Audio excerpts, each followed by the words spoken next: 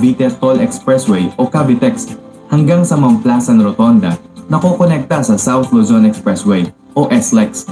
Mula nang umpisahan itong gawin noong July 2019 ay 4 out of 8 interchange o on and off ramps, isang toll barrier at 17.4 kilometers na kalsada na ang natapos at nagagamit. Inaasahang matatapos ang buong proyekto sa July 2024 at pakikinabangan ng 50,000 na sasakyan kada araw. Grabe, no? NLEX SLEX Connector Road. Ang 4-lane elevated tollway na ito ay may haba na 8 kilometers at 23.2 billion pesos ang budget sa paggawa nito.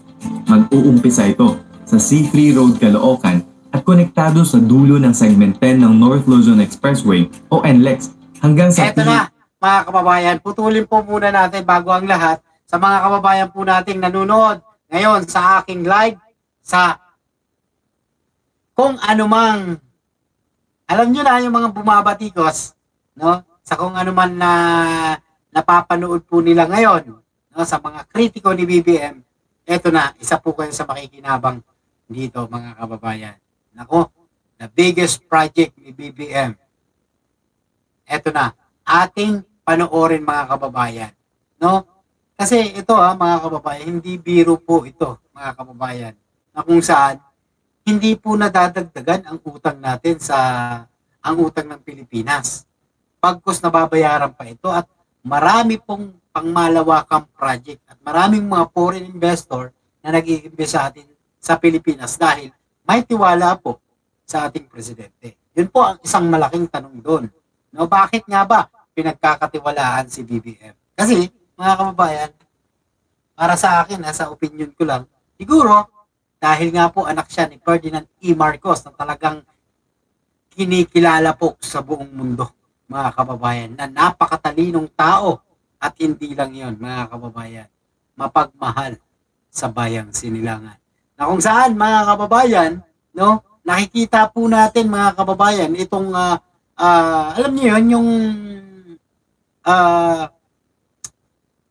pag pinag-uusapan ay BBM Marcos, no, nakikita po natin sa kanyang ama, mga kababayan, itong mga galawan po na talagang masasabi natin na napakarami pong ginagawa po sa ating bansa. Tingnan nyo lang po mga project, pero ito ang isa sa mga naano natin, mga kababayan, na pagkalaman na ang inuuna talaga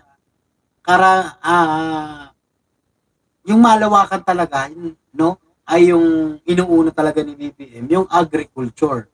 Sinusunod na lang dito, yung siyempre mapapakinabangan, hindi na mapapakinabangan, kundi yung kakainin natin sa ating lamesa. No? Yun po talaga yung kanyang hadikain na unahin yung agriculture, yung matulungan ng ating mga magsasaka. Hello, shout out sa iyo. Ayun, galing kay Herbert Lucindo. O, di ba? Mga kababayan, tingnan yung mga magsasaka, pangunahin na tinulungan kaagad. May mga heavy equipment po na binigay. At syempre, ito nga po.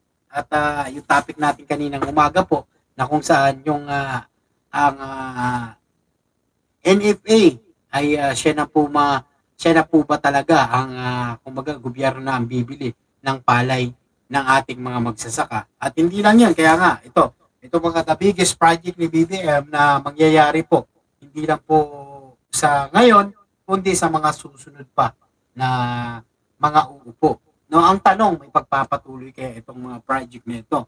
Kasi mga kababayan, no, dapat, no, pagdating po sa mga project na yan, hindi talaga, may batas tayo na dapat pinagpapatuloy yan kung sino man yung nakakapalit na, kung sino man yung papalit na presidente. No, good afternoon, Papa TV, and everyone, big loud shoutout, guys, galing kay Leticia D. Fernando. Yung shoutout po sa inyo lahat. At ito, ipapanood ko po sa inyo bago ang lahat. Pakinggan po natin at namnamin po natin itong ipapanood ko sa inyo na the biggest project ni BBM. Santa Mesa at konektado rin sa Skyway Stage 3. Inumpisahan ang konstruksyon nito noong December 2021 at sa ngayon ay tapos na ang Section 1 nito.